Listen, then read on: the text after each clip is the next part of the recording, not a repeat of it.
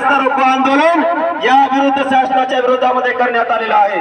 त्यानंतर 25 जिल्ह्यामध्ये पुन्हा एकदा 2023 मध्ये रास्ता रोको आंदोलन करण्यात आलं। यानंतर आज 4 ऑगस्ट 2023 ला एकाच दिवशी 21 जिल्ह्यामध्ये 35 ठिकाणी सरकारच्या विरोधामध्ये चोरे मारे आंदोलन आणि त्यांच्या प्रतिमाचं दहन करून त्या ठिकाणी निषेध करून त्या ठिकाणी आंदोलन करण्यात आलं। आणि 23 ऑगस्ट 2023 ला औरंगाबाद या ठिकाणी महाराष्ट्रातील सर्व संघटनाच्या वतीने त्या ठिकाणी विभागीय आयुक्त कार्यालयावर त्या ठिकाणी मोठे आंदोलन त्या ठिकाणी छेडण्यात आलं। आणि त्यानंतर माझ्या बांधवांनो, संदेश भावना असं वाटलं की ज्या महाराष्ट्राच्या विधान भवनामध्ये महाराष्ट्रातील 248 आमदार निवडून जातात, त्या आमदारांना निवडून देण्याचं काम आम्ही करतो आणि या बोर्डावरची नावं तुम्ही आठवणीने वाचत जा।